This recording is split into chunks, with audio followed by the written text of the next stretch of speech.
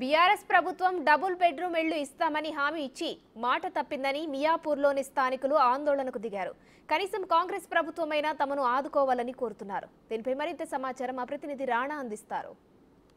ప్రభుత్వంలో డబుల్ బెడ్రూమ్లు ఇస్తామనేసి అనేకమైనటువంటి హామీలు కూడా ఇచ్చారు. దాదాపు 10 సంవత్సరాల పాటు వెయిట్ చేశాము. కానీ ఏ అధికారి కూడా మాకు డబుల్ బెడ్రూమ్లు కానీ లేకపోతే ఇతర వేరే వ్యవహారాల్లో కానీ ఎక్కడ కూడా మమ్మల్ని హెల్ప్ చేయలేదు. మేము అనేక అధికారులు కలిసినా కూడా ఎవరు మమ్మల్ని పట్టించుకోలేదు. దాంతోపాటు ఇప్పుడు కొత్త ప్రభుత్వం వచ్చింది కాబట్టి కొత్తగా ఇండ్ల స్థలాల కోసం మేము పోరాడుతున్నాము. దాని తగ్గట్టు కోసమే మేము ఇప్పుడు పూర్తి స్థాయిలో కూడా ఆందోళన కూడా మేము వ్యక్తం చేస్తామని చెప్తున్నారు. మనం చూడొచ్చు ఈ విజువల్స్లో అంతా కూడా వేలాది మంది అందరూ కూడా వచ్చారు. ఏదైతే డబల్ బెడ్రూమ్లు కావాలని, పైగా హైదరాబాద్ సిటీలోకి వచ్చిన తర్వాత రూమ్ రెంట్లు ఎక్కువగా పెరిగిపోయాయి. పైగా ఇప్పుడున్నటువంటి పనులకు కూడా అంతంత మాత్రంగానే కూడా డబ్బులు వస్తున్న నేపథ్యంలో ఇక్కడ జీవన శైలి కూడా రోజు రోజుకి పెరిగిపోతున్నాయి. ఈ ఖర్చులకి దానికి తోడు ఇక్కడ సొంత ఇల్లు కూడా లేకపోవడంతో నానా ఇబ్బందులు పడతామనేసి కూడా ఈ పేదలు చెప్తున్నారు. వీళ్ళందరూ కూడా ఇతర ఊర్ల నుంచి వచ్చి హైదరాబాద్లో ఇక్కడే ఉద్యోగం చేసుకుంటూ వీళ్ళు జీవనం సాగిస్తున్నారు. సో వీళ్ళు ప్రధానమైనటువంటి డిమాండ్ ఏంది? ఎందుకంటే ఈ ప్లేస్ని వీళ్ళు ఎంచుకోవడానికి కారణం ఏంటి? ఎందుకంటే వీళ్ళకి డబల్ బెడ్రూమ్లు ఇస్తామని గతంలో హామీలు ఇచ్చినటువంటి వారెవరు, ఎందుకంటే వీరు ఎక్కడెక్కడ తిరిగారనేదాన్ని కూడా వీరి బాధితులతో అడిగి మనం తెలుసుకుందాం. ఏంటమ్మా ఇక్కడ ఇవాళ మీరు ఆందోళన చేయడానికి కారణం ఏంటి? ఏం మెయిన్ అంటే సార్ మాకేందంటే మేము చిన్న చిన్న ఉద్యోగాలు చేసుకుంటున్నాం. ఆ ఉద్యోగాలు మాకు ఇక్కడ సరిపోవట్లేదు. మాకు రెంటులు కావాలి, అవి ఇవి కావాలని మేము అప్పుడే అనుకున్నాము. ఏంటంటే ఇప్పుడు ఏది సరిపోవట్లేదు కాబట్టి మాకు ఏదో చిన్న సాయం కావాలి, ఇక్కడ ఇల్లు కావాలని మేము ఇక్కడ డిమాండ్ చేస్తున్నాం సార్. అంటే ఏంటి ఇక్కడైనా లేకపోతే ఏదన్నా ప్లేస్ ఎక్కడైనా సరే కానీ మేము ఇక్కడ అయితే మా ప్రస్తుతానికైతే ఇక్కడ ఆపుకున్నాం. కొంచెం కొంచెం ఇవ్వాలని, ఇంతో అంతో ఇవ్వాలని ఇక్కడ ఆపుకున్నాం అంతే సార్. ఎందుకంటే వాళ్ళు చెప్పారు కాబట్టి మేము ఇక్కడ రాగలిగినాము. ఎవరు చెప్పారమ్మా మీకు? మాకు ఫస్ట్ ఓట్లు అడిగేటోళ్ళు మాకు సీఎం సార్ చెప్పారు, మాకు ఫస్ట్ కేసీఆర్ సార్ కూడా చెప్పారు. మాకు డబుల్ బెడ్రూమ్ ఇస్తామని చెప్పారు, 3 ఎకరాల భూమి ఇస్తామని చెప్పారు. మళ్ళీ అది పోయింది, అది సరే మేము పట్టించుకోలేదు. ఇప్పుడు కూడా వచ్చింది సార్. ఇప్పుడు వచ్చినాక కూడా సీఎం సార్ కూడా ఇప్పుడు రేవంత్ రెడ్డి సార్ కూడా ఏమన్నారు, మేము అదే 2500 పథకం ఇస్తామని చెప్పారు. మళ్ళీ ఫీజులు కట్టిస్తామని చెప్పారు. ఇంకోటి మళ్ళీ డబుల్ బెడ్రూమ్ ఇస్తామని చెప్పారు. మళ్ళీ ఇంకోటి రైతు బీమా ఇస్తామని చెప్పారు, రుణమాఫీ చేస్తామని చెప్పారు. మాకు ఏది ఇవ్వలేదు సార్. ఇప్పుడు మేము ఇక్కడికి వచ్చినాము. మాకు ఒక్కొక్క రూమ్ అన్నా కావాలి సార్. మేము రెంట్లు కట్టలేకపోతున్నాం సార్. అసలు మేము ఫీజులు కట్టలేకపోతున్నాం. ఫీజులు కూడా హెల్ప్ చేస్తామని చెప్పారు సార్ మాకు. అది మాది సార్. ఇక్కడ నీళ్ళు లేక అన్నం లేక ఇక్కడ ఈ జాగాకి గురించి ఇక్కడ కబ్జా చేయడానికి ఏం రాలేం సార్. మాకు ఇంతనా గరీబోళ్ళు ఉన్నారు. ఉన్నోళ్ళు రాలే సార్, లేనోళ్ళు వచ్చినాం. ఇక్కడ లేని వాళ్ళకి ఇంత ఇల్లు జాగాలు ఈ కిరాయి కట్టుకోక ఏం చేయక ఇక్కడ ఉన్నాం సార్. ఏం లేకుండా ఉన్నాము, లేని వాళ్ళు వచ్చినాము. ఈ గరీబోళ్ళు ఉన్నాం, చిన్న చిన్న పిల్లలు తీసుకొని వచ్చినాం సార్. ఇక్కడ 3 రోజుల నుంచి ఇక్కడ ఉన్న అన్నం లేక నీళ్ళు లేక ఉన్నాం సార్.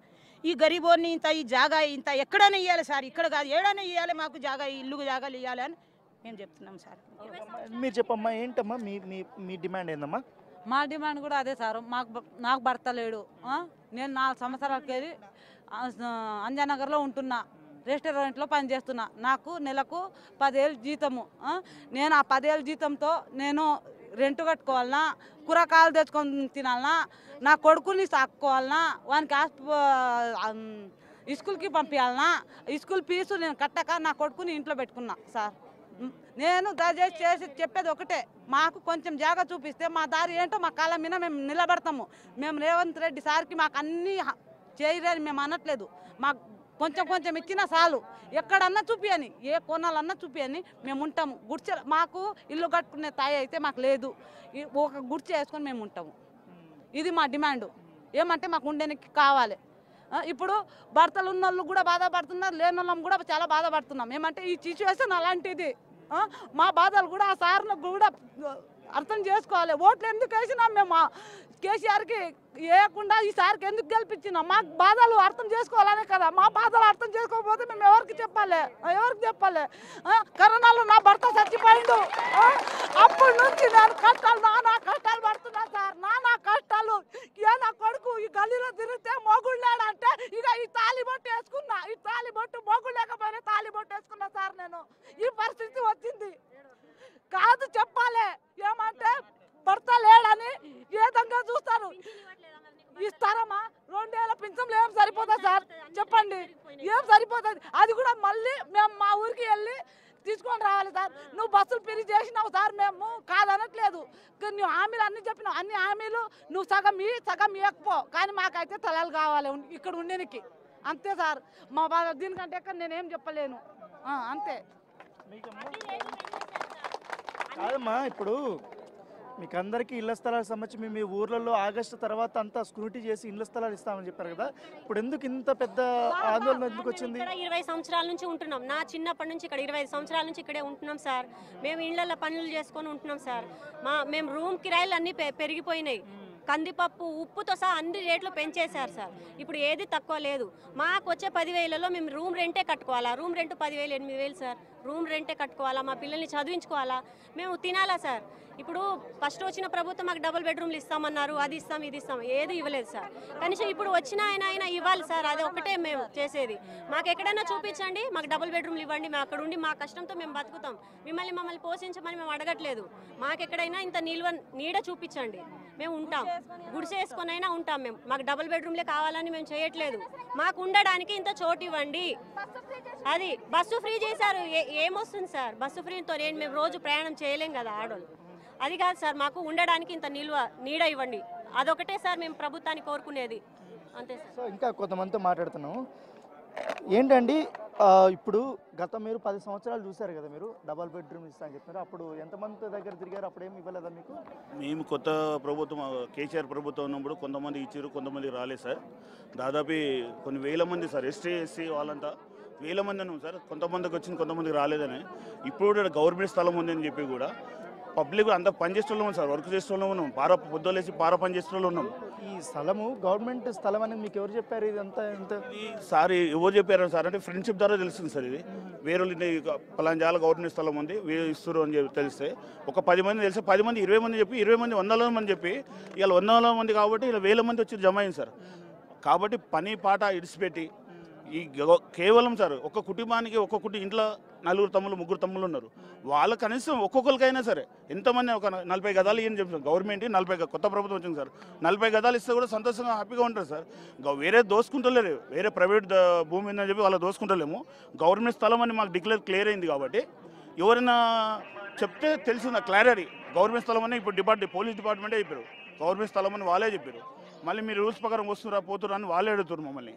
ఇప్పుడు కూడా జనాలను కొట్టి చంపుతారు వాళ్ళు. మేము ఎంత శాంతియుతంగా కూర్చున్నా ఏది చేసినా మీరు అన్యాయంగా మీరు భూమి లాక్కుంటారు, మీ ప్రాసెస్ కాదు, మీరు వెళ్ళిపోవాలి, ఇక్కడ నుంచి ఉండలేదు. 4 రోజుల నుంచి ఇక్కడ ఉన్నాం సార్. ఇంతకు ఎక్కడ బయట నీళ్ళు లేదు, మంచినీళ్ళు లేదు. అట్లా పిల్లలు జల్లలు కూర్చొని ఈ అమ్మవారి గుడి కట్టుకొని ఇన్ని ఉన్నాం సార్. ఇక్కడ నుంచి వెళ్ళే పరిస్థితి ఎన్ని విద్యలో ఎన్ని సమస్యలు వచ్చినా ఈ నుంచి వెళ్ళే పరిస్థితి లేదు సార్ మాది.